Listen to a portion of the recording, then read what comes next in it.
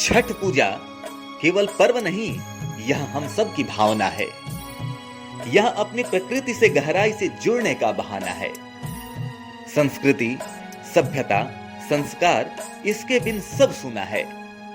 अपने जड़ों से जुड़ने का पावन संदेश इसमें बुना है।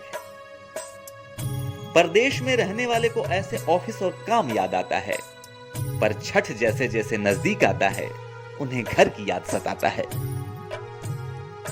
सभी लोग दिवाली को घर सजाते हैं और अगले दिन लाइट उतार लेते हैं, पर हम बिहारी एक बार दिवाली को सजे लाइट को छठ पूजा बाद ही उतारते हैं।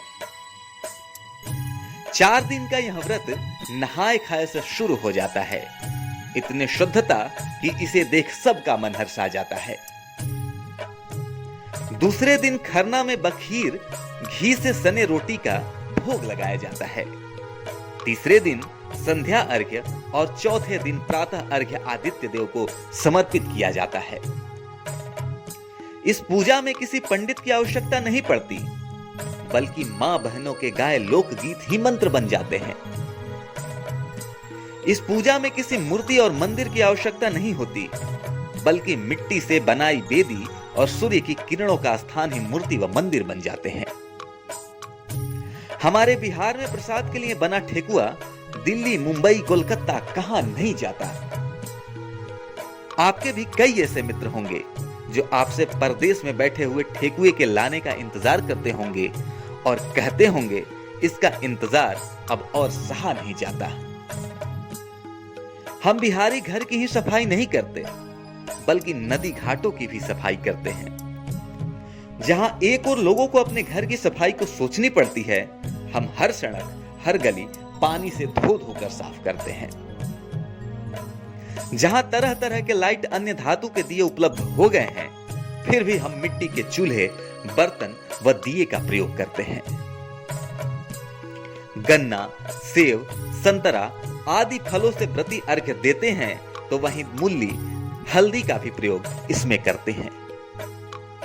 इस पूजा में किसी ऊंच नीच का भेदभाव नहीं होता, किसी जात धर्म का विभेद नहीं होता, धनी गरीब का यहां कोई जिक्र नहीं होता। इस पूजा में तो सब बराबर हैं, सभी एक साथ बैठते हैं, मिलकर अर्घ्य देते हैं और छठी मैया से आशीष लेते हैं।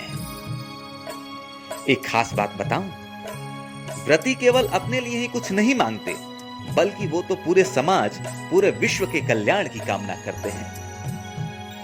इसके कई प्रमाण हैं।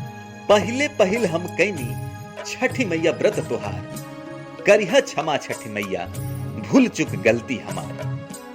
सबके बलकवा के दीह छठी मैया ममता दुलार, पिया के सनैया बनैया मैया दिह सुख सार।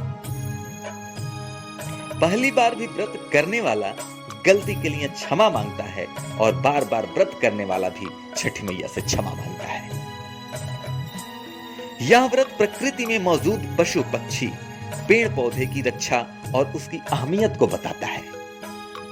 मन के दंभ को मिटाता है और आत्मविश्वास को बढ़ाता है। उगते सूर्य को तो हर कोई पूजता है, पर हम बिहारी डूबते सूर्य को भी पूजते हैं। सब लोग एक कार्य पूर्ति हेतु पूरे वर्ष कामना करते हैं, और हम इसे छठी मैया की कृपा से बस 4 दिन में पा लेते हैं। छठ का गीत बजते ही कौन नहीं झूम उठता है। इन गीतों में प्रकृति के सूगा, केला के घवद और अनेक ऐसे शब्द हैं जो हृदय को सुकून पहुंचाते हैं। ऐसे ही नहीं, इस बिहार के महोत्सव को पूरे संसार में धूमधाम से मनाया जाने लगा है।